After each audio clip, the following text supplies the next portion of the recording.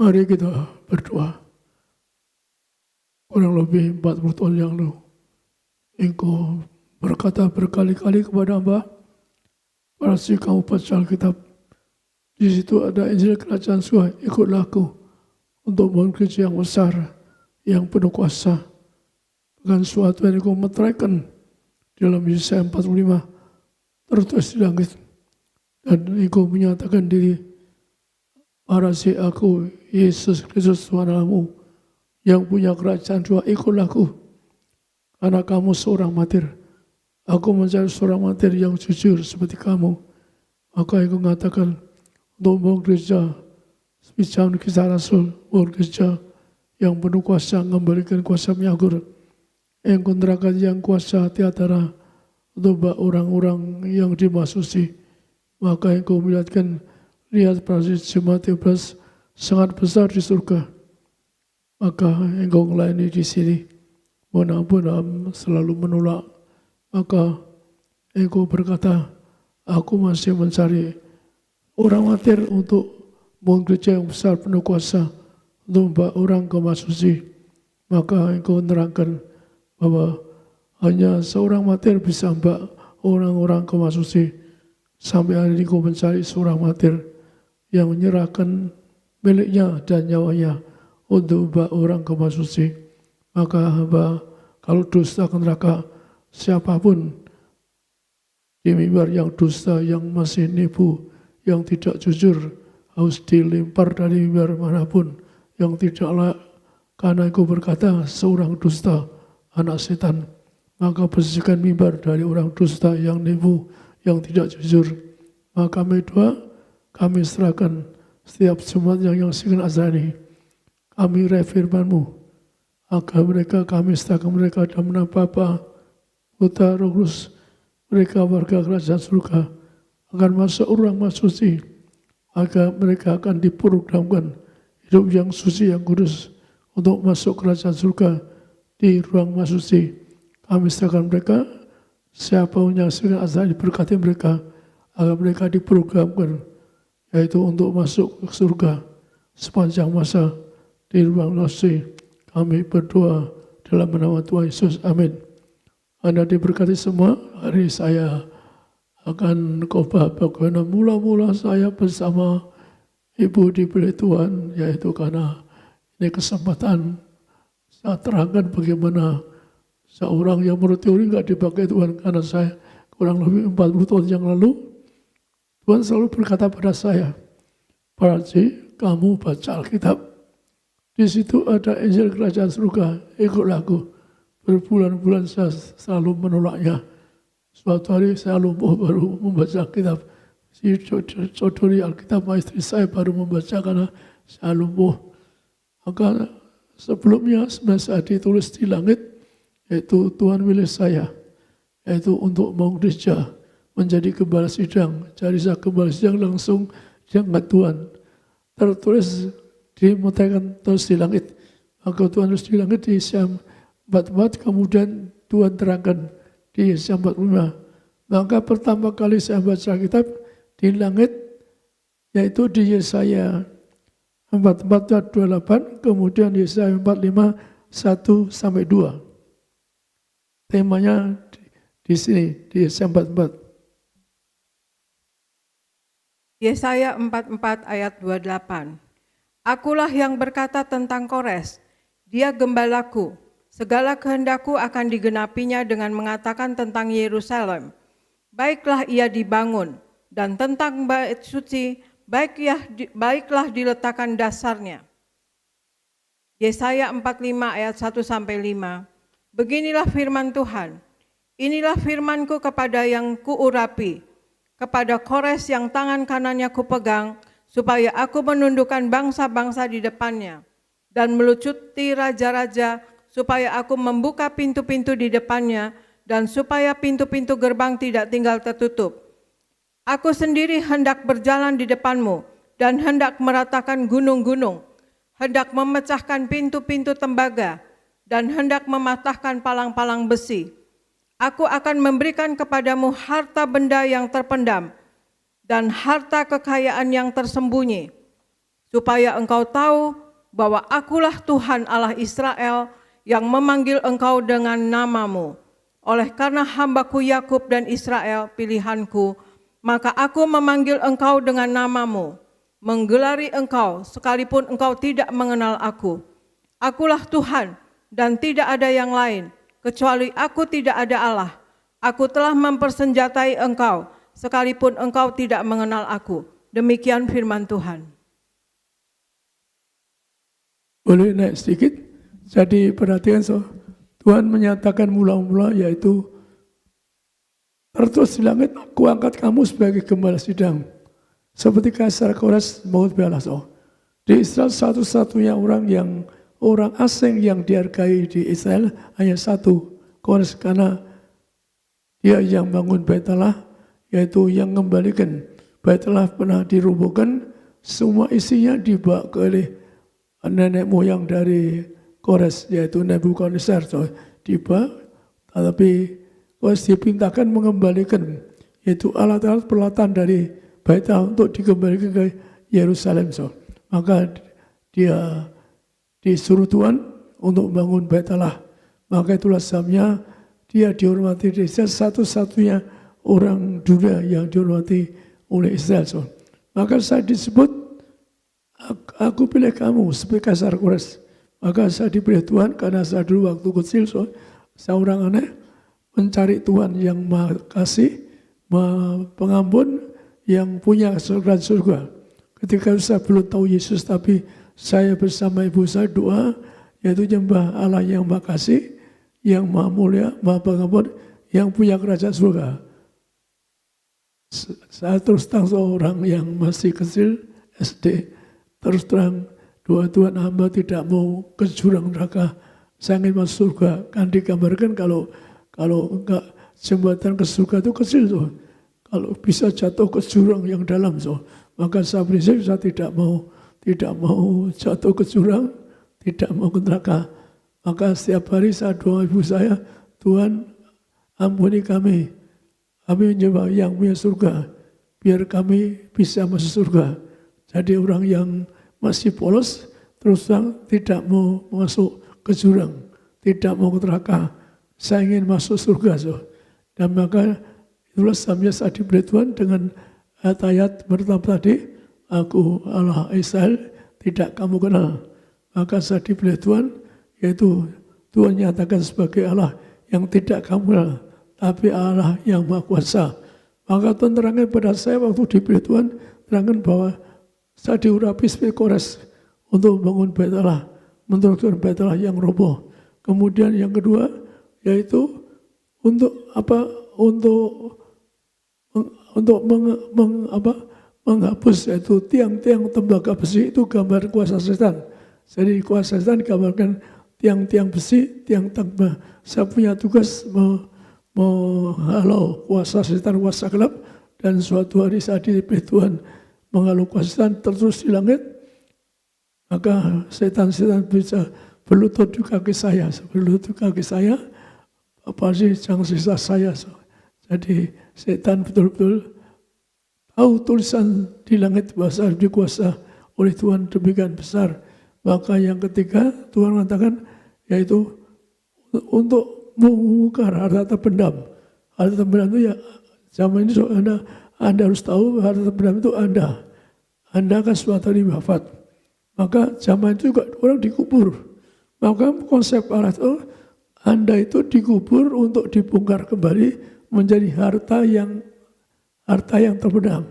Untuk apa? Maka Tuhan ajar saya, yaitu cara ngubur orang, untuk bangkit dari mempelai, untuk masuk surga. Saya rasa saya belum pernah dengar orang dipilih Tuhan, yaitu bongkar, yaitu yang mayat dikubur puluhan tahun, bertahun-tahun, tapi dibongkar menjadi muda. Inilah konsep Allah untuk mengundang Anda ke masuk.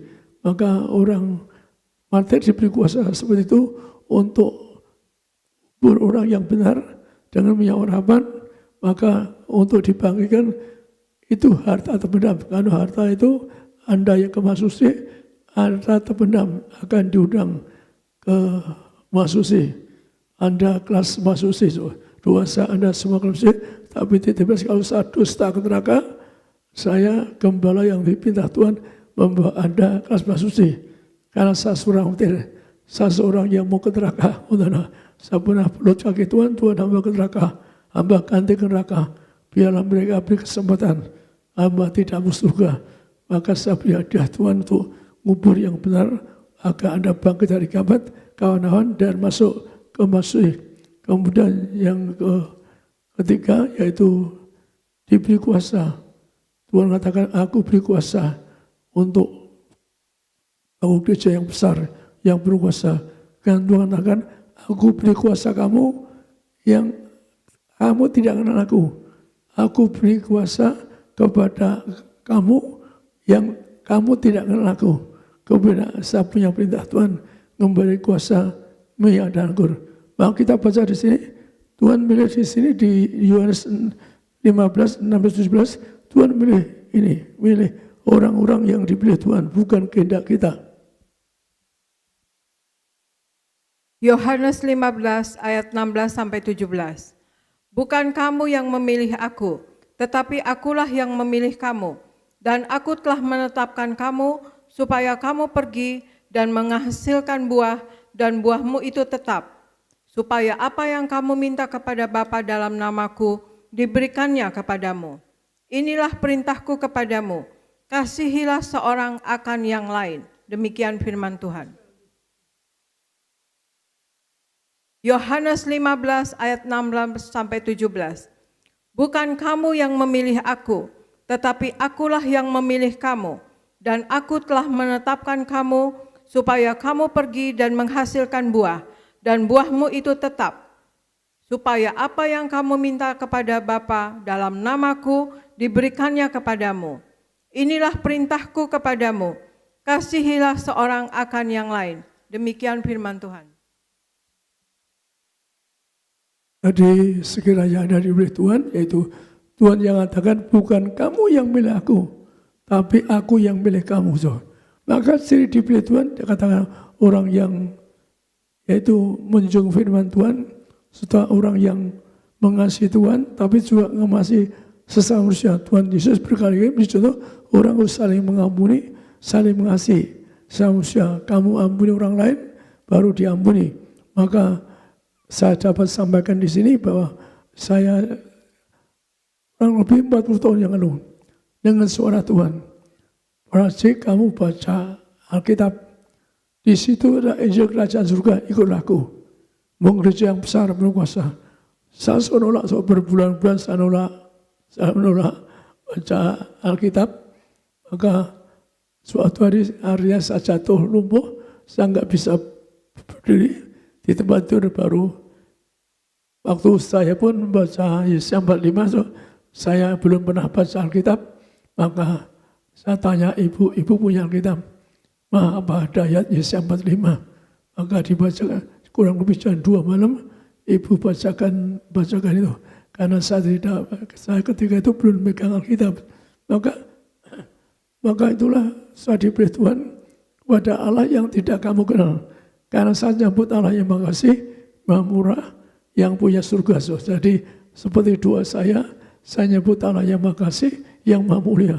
Maka Tuhan nyatakan juga kamu Allah yang tidak kenal aku, tapi aku beri kamu kuasa. Maka Tuhan pilih saya. Saya dipindah Tuhan membaca Alkitab, saya enggak pernah. Saya pikir saya enggak penting. Akhirnya saya lumpuh, saya disaudari ibu istri untuk baca Alkitab. Dan saya bisa baca Alkitab, saya baru menangis, saya nolak berbulan-bulan untuk baca Alkitab. Saya menangis, termasuk saya baca ayat ini, artinya saya dipilih Tuhan untuk melalainya. Disuruh baca apa? Kamu baca Injil, Alkitab ada Injil. Yaitu ikutlah aku. Gereja yang besar, maka disebutkan apa? Yaitu bahwa Tuhan mencari orang yang mengasihi sesama. Seorang yang kasih bersama. Saya kasih pengemis, saya mengasihi pengemis, orang miskin.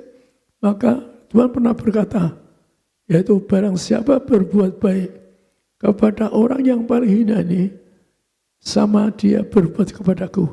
Saya renungkan, ternyata apa? Saya selalu berbaik. Sejak kecil saya ingin lihat pengemis. Suatu saya ingin punya tanah 1 hektar, bangun untuk rumah miskin, untuk yatim piatu, dan sebagainya. Maka juga saya selalu berbuat kasih. Ibu juga, saya temu ibu juga ibu berbuat kasih. Ibu dulu di Kimia Farma, orang yang tidak mampu beli obat dia kasih. Saya pun pernah punya apotek banyak. Maka saya pesan, kalau orang miskin kasih cuma-cuma, tapi saya bilang diam-diam. Nanti kalau orang tahu kan banyak yang datang antri. Maka saya punya apotek di Borobudur, di mana ibu mendirikan PD pertama. Maka saya tiap hari nunggu di apotek nunggu apa? Orang yang celaka, orang kecelakaan dan sebagainya. Datang ke tempat itu sering ada kecelakaan. Maka orang kecelakaan kalau di rumah sakit semua dibalut. Kemudian dia nggak punya uang, dia suruh beli ke apotek. Maka kalau saya lihat dia nggak mampu, saya beli gratis. Saya cuma-cuma kerja saya itu berbulan-bulan, ya bertahun-tahun saya perhatikan orang miskin. Bahkan pagi hari saya bersama ibu pernah ada orang mau mati sakit asma. Ibu yang nyetir mobil, saya masuk kampung cari orang yang mau mati. Maka orang ini berkata, Pak, berapa harus dibayar? Berapapun mau. Saya bilang sama orang yang sakit ini, Pak, saya bahagia bisa roh Bapak. Bagi saya itu sudah harganya sangat mahal. Sangat mahal, bukan uangnya, tapi saya bisa nolong orang lain. Atau malam-malam hujan deras, jam 10 malam lebih, saya periksa yang orang rumahnya kampung, saya cari di mana dia sakit. Hujan deras, saya masuk kampung, menolong orang yang tidak mampu, supaya dia sembuh dan sebagainya. Jadi ibu pun pernah di Kimia Farma, ibu karena bapaknya ingin punya apotek, maka di Kimia Farma juga banyak orang kecelakaan, suka dibayar sama ibu. Akhirnya ibu tidak pernah bawa gaji pulang, tapi uangnya habis, ditombol lagi untuk nolong orang. Maka dasar itulah Tuhan, supaya kita saling ampuni, saling kasih. Program saya ingin nolong orang miskin, ingin nolong orang sakit. Kami orang yang betul-betul mau korban untuk sesama, memberikan yatim piatu dan sebagainya. Pasapan di yatim piatu itu, tapi ditipu orang, dijuali anak-anaknya. Maka sekali lagi Tuhan mengasihi, cari orang yang mau korban. Di mana sekali lagi saya sampaikan, Tuhan berkata, barang siapa berbuat kasih kepada orang paling hina ini, dia sama berbuat aku. Saya renungkan tadi malam, biar saya itu, kenapa Tuhan pilih saya, bahkan paksa melayani. Karena saya orang perhatikan, di dunia orang perhatikan orang miskin, orang pengemis saya perhatikan. Saya ingin suatu hari bisa nolong mereka, menampung mereka dan sebagainya. Jadi kalau saya jadi pendeta, ya karena Tuhan lihat kasih saya kepada orang miskin dan orang-orang yang tidak punya apa-apa dan sebagainya. Maka itulah kalau saya dipilih Tuhan, karena dasarnya saya betul ingin korban sesama, kasih sesama. Maka Tuhan kasih saya untuk membangun gereja yang besar, penuh kuasa. Maka saya diurapi Tuhan langsung. Tuhan datang suatu hari ke rumah, suatu hari Tuhan mengurapi saya. Masih Tuhan nyatakan diri. Karena dulu saya menyembah Allah yang punya surga, nggak mau ke neraka. Tuhan katakan, Parasi, aku Yesus Kristus, aku Tuhan Allahmu yang punya surga. Aku cari kamu seorang martir, seorang jujur. Jadi saya sebut martir yang jujur.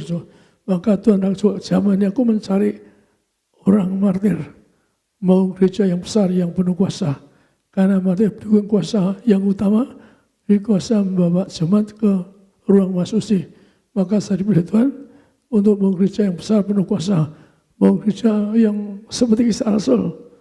Juga saya mau gereja yang memiliki minyak anggur. Anda perhatikan, Bahkan di Baitallah itu katakanlah selalu persembahannya minyak anggur. Sekali lagi persembahan selalu minyak anggur. Demikian juga kalau di tahta Allah ada kerubiun, naik 4 kerub. 4 kerub itu selalu di Alkitab, kitab Wahyu selalu disebut kerub, mulai kata kerubiun namanya. Maka termasuk dalamnya mulai kedua mengatakan yang ada minyak anggur nggak dirusakan.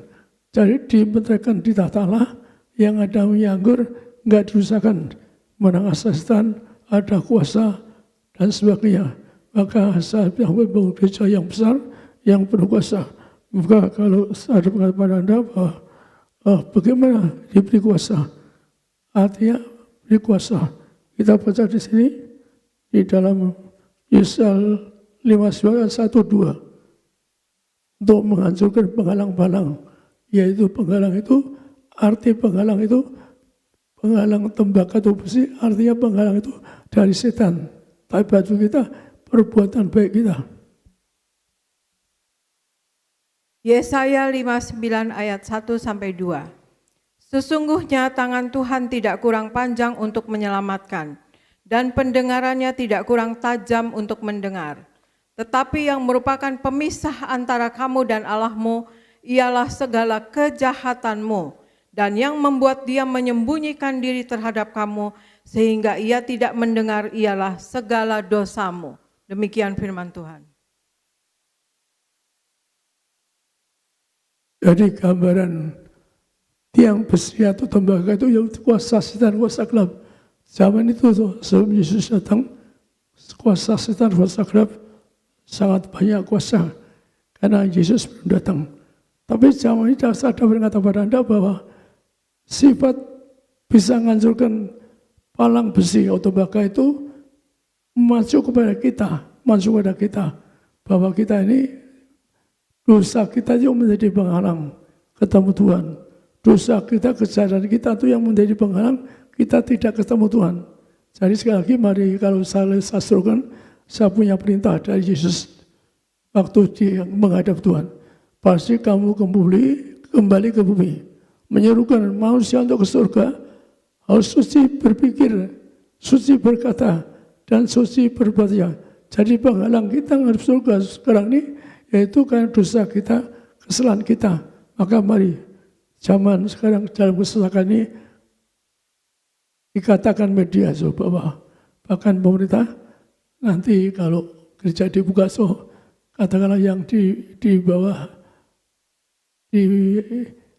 yang boleh khotbah yang cuma di bawah 50 tahun. Saya sudah 76 tahun, jadi saya pikir saya enggak ya sering di streaming, tapi kalau datang pemerintah larang saya bisa diusir. Saya masuk gereja diusir karena umur saya udah lebih dari itu. Umur teori saya udah pensiun, saya pernah minta pensiun Tuhan nggak dikasih itu. Saya pernah suatu minta pensiun Tuhan, hamba sudah melayani 30 lebih. Hamba minta pensiun, Tuhan tidak kasih. Tuhan datang pada saya dengan mahkota duri. Lihat pasti, ini kulakukan untuk kamu sampai 2 kali. Artinya apa? Tuhan telah tertombak, tertikam di atas kayu salib untuk Anda dan saya, agar Anda menjadi yaitu mulia di surga. Ada kemuliaan di surga. Karena kerajaan Tuhan itu bahwa Anda kemas suci, agar Anda mulia, Anda kemas suci. Maka Tuhan katakan lagi, pasti lihat, ini khususnya untuk kamu. Hanya untuk Anda, bahwa Tuhan disalibkan di mahkota duri, agar Anda bahagia di surga, amin. Maka ingat selalu kasih Tuhan, pengorbanan Tuhan untuk Anda, yang sampai ditombak, ditikam, di mahkota duri, untuk Anda, supaya Anda betul tobat. Maka kalau sampai saya ini umur 75 tahun, katakanlah, orang umur 50 tahun masih boleh khotbah, tapi saya minta izin pensiun, Tuhan enggak kasih. Suatu hari saya tanya lagi, Tuhan, hamba sudah lama melayani 30 tahun lebih. Saya minta penjelasan yang jelas Tuhan, apa hamba boleh pensiun? Maka Tuhan Akhirnya apa? Tuhan memperlihatkan diri waktu disalibkan, kemudian dibawa ke kuburan. Maka saat janji Tuhan tidak tanya lagi, minta jelas artinya apa? Saya melayani sampai mati. Jadi kalau Anda saya lihat saya sudah tua, masih melayani karena perintah Tuhan. Saya melayani Anda sampai mati. Karena saya diberi Tuhan apa? Untuk membawa Anda ke Masusi, untuk membawa Masusi. Karena saya seorang martir yang mau neraka untuk Anda, Tuhan pilih saya karena saya punya pelayanan yang mau ke neraka untuk sesama. Maka Tuhan mengasihi saya, menjunjung saya karena saya mengasihi sesama yang tanpa batas sampai ke neraka untuk Anda, agar Anda semua masuk kerajaan surga. Jadi yang pertama tadi penggalang. Maka mari kita setuju baik. Lebih-lebih sekarang Anda di rumah menghadapi kesesakan. Artinya punya arti apa? Agar Anda tahu umur Anda lebih 50 tahun, periksa diri. Artinya Anda diingatkan Tuhan. Anda siap-siap ke surga. Anda siap terbang ke surga. Inti keselamatan kepada Anda dan saya, cari Yesus yang telah mati bangkit ke surga. Anda cari, Anda boleh tanya, Tuhan apa? Engkau betul di surga? Seperti saya doa, Tuhan ingin masuk surga kepada Allah yang Maha Kasih, Maha Kuasa. Maka Yesus akan datang kepada Anda. Aku Yesus Kristus, aku Tuhan Allahmu yang punya kerajaan surga. Jadi Tuhan akan datang kepada Anda yang cari kerajaan surga. Pengalaman saya, cari surga itu gampang, murah meriah, yaitu Allah yang Maha Kasih yang punya surga. Hamba ingin ke surga, tidak mau ke jurang neraka. Pesan saya cari surga itu gampang. Gambaran saya dijumpai Tuhan yang mula-mula Tuhan Maha Kasih. Akhirnya Tuhan juga nyatakan diri Yesus Kristus yang telah disalibkan nebus dosa Anda dan saya. Maka mari kita sadar, kita cari kerajaan surga yang murah meriah agar Anda bersama saya nanti menjadi kuasa Anda dan saya menjadi tetangga saya di kerajaan surga. Jadi yang pertama tadi ada roh-roh penghalang. Yang kedua, Tuhan ngasih apa? Harta pendam. Harta pendam itu di ayat pengantar di sini, Hakim 89. Tuhan perintahkan untuk membongkar harta pendam. Harta pendam kita baca dulu, Hakim 989. Hakim 9 ayat 8-9. Sekali peristiwa, pohon-pohon pergi mengurapi yang akan menjadi raja atas mereka. Kata mereka kepada pohon zaitun, jadilah raja atas kami. Tetapi jawab pohon zaitun itu kepada mereka, masakan aku meninggalkan minyakku yang dipakai untuk menghormati Allah dan manusia dan pergi melayang di atas pohon-pohon? Sekali lagi, Hakim 9 ayat 8-9.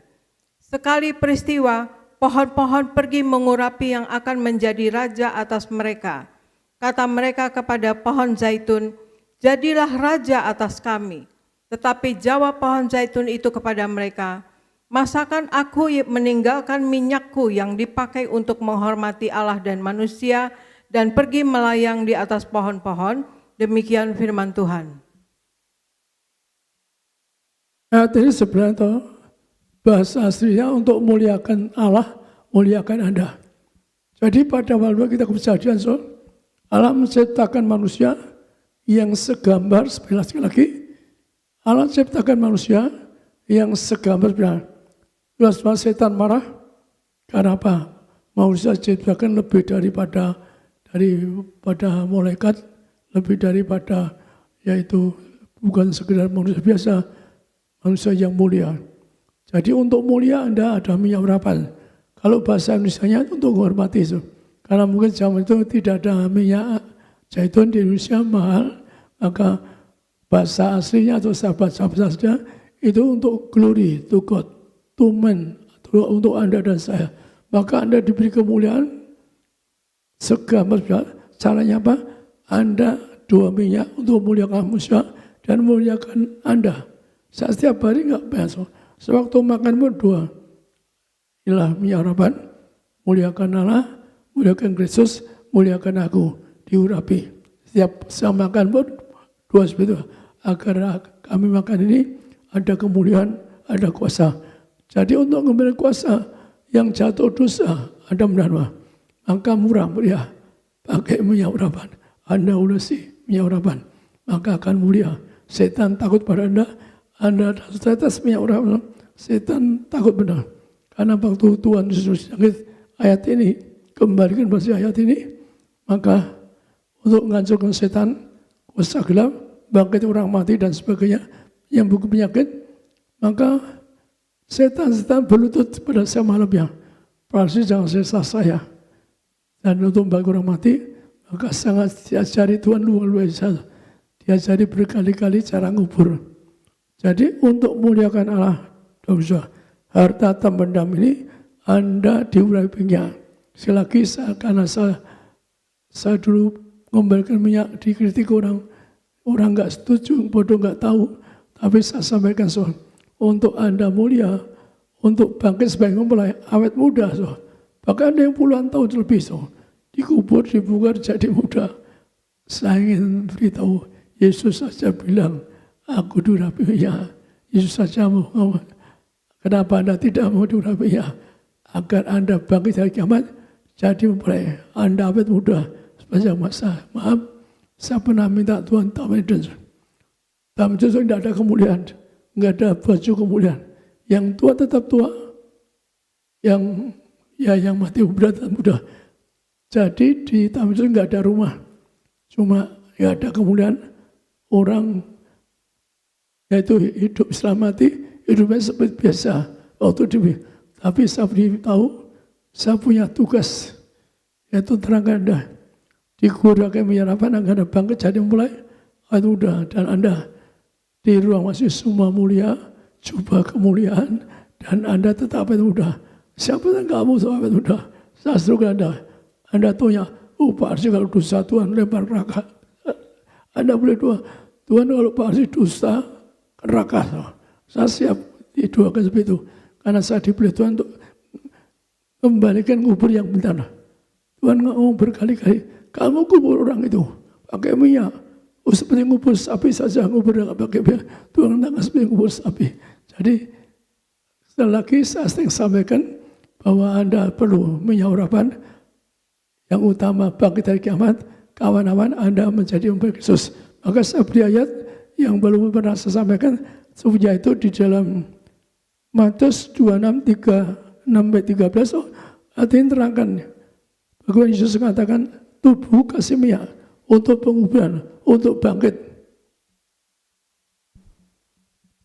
Matius 26 ayat 6-13. Ketika Yesus berada di Betania di rumah Simon si Kusta, datanglah seorang perempuan kepadanya membawa sebuah buli-buli pualam berisi minyak wangi yang mahal. Minyak itu dicurahkannya ke atas kepala Yesus yang sedang duduk makan. Melihat itu, murid-murid gusar dan berkata, untuk apa pemborosan ini? Sebab minyak itu dapat dijual dengan mahal, dan uangnya dapat diberikan kepada orang-orang miskin. Tetapi Yesus mengetahui pikiran mereka, lalu berkata, mengapa kamu menyusahkan perempuan ini? Sebab ia telah melakukan suatu perbuatan yang baik padaku. Karena orang-orang miskin selalu ada padamu, tetapi aku tidak akan selalu bersama-sama kamu. Sebab dengan mencurahkan minyak itu ke tubuhku, ia membuat suatu persiapan untuk penguburanku. Aku berkata kepadamu, sesungguhnya di mana saja Injil ini diberitakan di seluruh dunia, apa yang dilakukan ini akan disebut juga untuk mengingat dia. Demikian firman Tuhan. Jadi pesan saya pada Anda, kalau saya dusta ke neraka, Anda boleh tanya, Tuhan apa betul? Pak Pasi bilang, dari Allah dikubur harus pakai minyak untuk bangkit jadi mulai tidak rusakkan. Kalau pasti dusta ke neraka, maka seruan saya Anda boleh tanya Tuhan, apakah betul kalau Anda dikubur perlu minyak urapan agar Anda bangkit sebagai mempelai awet muda? Jangan serang orang untuk awet muda bangkit yang tidak ada. Hanya satu, murah meriah, dengan minyak dan anggur. Maka sekali lagi saya sampai kepada Anda renungkan ayat ini. Tuhan yang berkata apa? Tubuhku kasih minyak untuk penguburanku. Yesus asam dicontoh, tubuh kasih untuk penguburanku. Di mana ada Injil, ada peristiwa ini. Tuhan negaskan di mana ada Injil diberitakan, ada peristiwa pengurapan jasa Anda. Agar Anda tidak dimakan setan, Anda bagi supaya memulai, Anda awet muda sepanjang masa di surga. Itu Tuhan ngasih saya.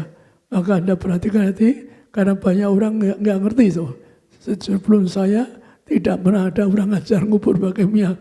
Saya orang diajari Tuhan langsung karena adanya saya diminta Tuhan untuk membongkar, yaitu menggali, yaitu harta tebenaran.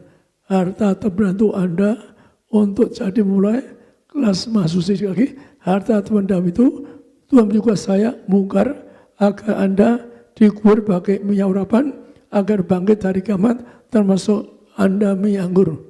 Enggak dirusakkan. Sekali lagi, Anda perlu tanya Tuhan, saya punya pertanyaan atau hidup ibadah untuk minyak anggur. Karena sarana minyak anggur Tuhan berkata apa? Terima tubuhku dan aku akan bangkit dari kiamat, masuk surga. Jadi, singkatnya yaitu bahwa Tuhan beri kuasa, aku beri kuasa, kamu tidak kenal aku. Jadi saya beri kuasa tidak kenal Tuhan. Maksud Tuhan Yesus. Maksudnya, ya saya sebuah lama tinggi, maha kasih yang di surga. Tapi, yaitu zaman sekarang kita nyembah Yesus yang punya kerajaan surga. Maka zaman dulu saya juga pakai minyak. Saya ingin Anda mengertikan hati, zaman dulu perlu minyak urapan. Yaitu yang tema tadi, saya diberi kuasa oleh Tuhan, walau tidak kenal pada Tuhan, yaitu di dalam Samuel 16:1 dan ayat 13. Jadi zaman dulu untuk kuasa itu ada minyak urapan. 1 Samuel 16 ayat 1. Berfirmanlah Tuhan kepada Samuel, berapa lama lagi engkau berduka cita karena Saul? Bukankah ia telah kutolak sebagai raja atas Israel? Isilah tabung tandukmu dengan minyak dan pergilah. Aku mengutus engkau kepada Isai orang Betlehem itu, sebab di antara anak-anaknya telah kupilih seorang raja bagiku. 1 Samuel 16 ayat 13. Samuel mengambil tabung tanduk yang berisi minyak itu dan mengurapi Daud di tengah-tengah saudara-saudaranya.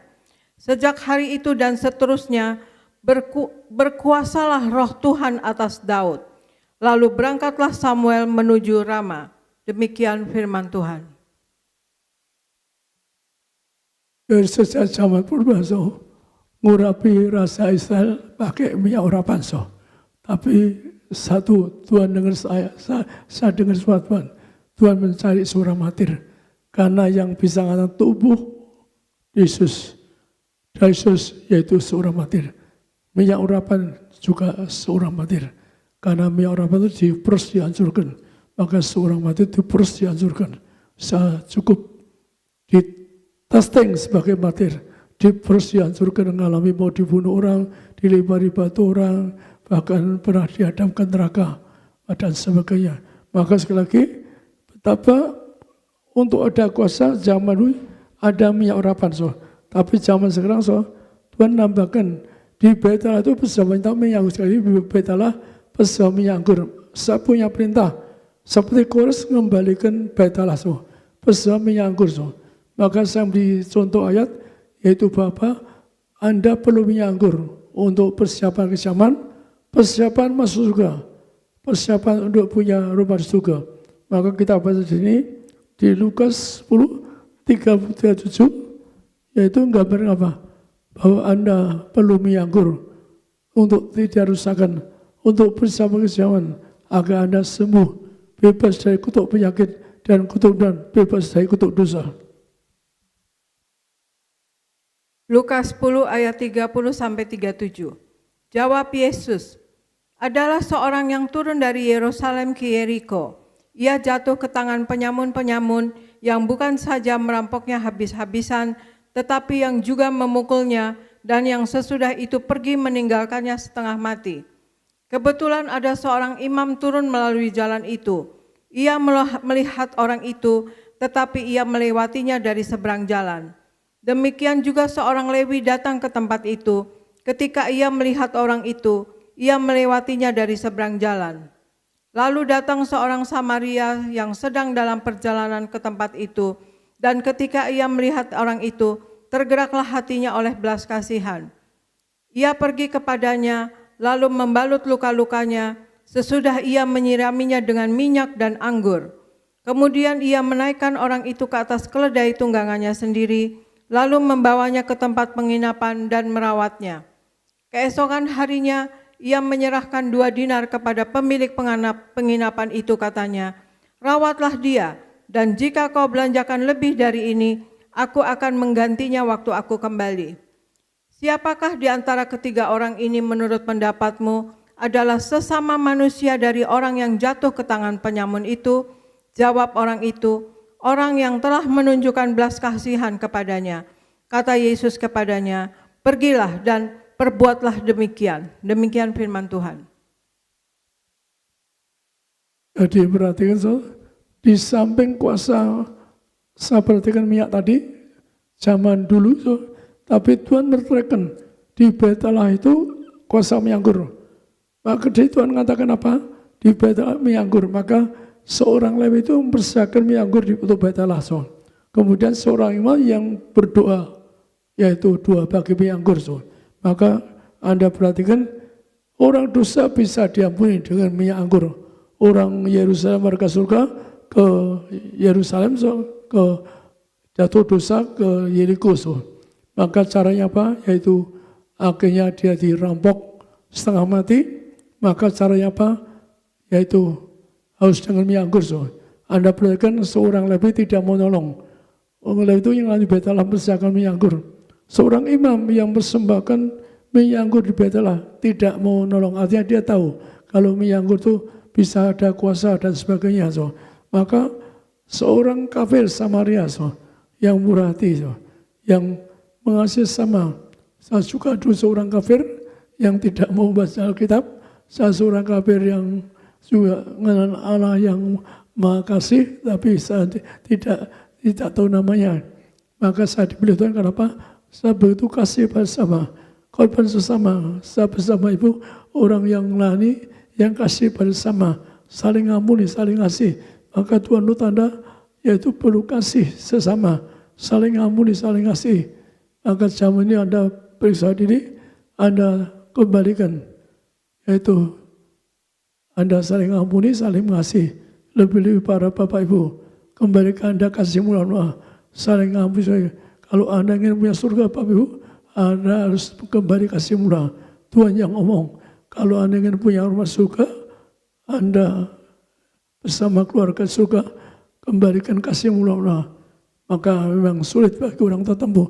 Tapi kalau Anda ingin punya surga, hanya satu, Anda saling ampuni, saling kasih, saling setia. Jangan punya orang ketiga, jangan dosa, jangan zina, jangan cabul. Kalau Anda zina cabul, Anda tidak bisa punya rumah di surga. Tuhan yang ngomong pada saya. Maka perhatikan, yaitu orang warga surga. Dia dirampok, disiksa, koma. Lewi tidak menolong, orang imam Lewi tahu seorang imam gak menolong, yang menolong orang kafir, seorang kafir yang murah hati itu, yang ngasih sesama, yang nolong sesama. Saya tidak tahu keselamatan, tapi Tuhan beri apa? Yaitu karena kasih sesama, saya pilih Tuhan ini untuk menubatkan orang banyak, karena sadar saya kasih sesama, kasih sesama. Sekarang ngasih untuk 2 mereka agar Anda dan saya menjadi warga kerajaan surga. Maka itulah orang yang setengah mati, obatnya apa? Minyak anggur. Maka zaman ini saya punya perintah kembalikan minyak anggur. Di dalam kitab Kerubian disebutkan ada minyak anggur tidak dirusakkan. Maka orang yang koma setengah mati dibawa ke penginapan oleh orang Samaria. Orang dikasih yaitu 2 dinar untuk 2 hari. Dan Alkitab bisa 2 tahun. 2 2000 tahun. Maka itulah kalau dikasih 2 dia di penginapan untuk nunggu kedatangan Tuhan. Artinya apa? Untuk nyambut second coming, nyambut Yesus datang nebus dosa-dosa. Maka Anda perlu satu hal, perlu minyak anggur. Nyambut Yesus datang, perlu minyak anggur. Minyak untuk agar Anda dikubur, awet muda memperoleh ke surga, juga anggur. Dengan korban dari Yesus, maka dengan korban darahnya, Anda dan saya akan diselamatkan. Para MC siap akan selesai. Seruan saya, mari para Bapak Ibu yang umur 50 tahun, yang pemerintah sampaikan supaya dirubah.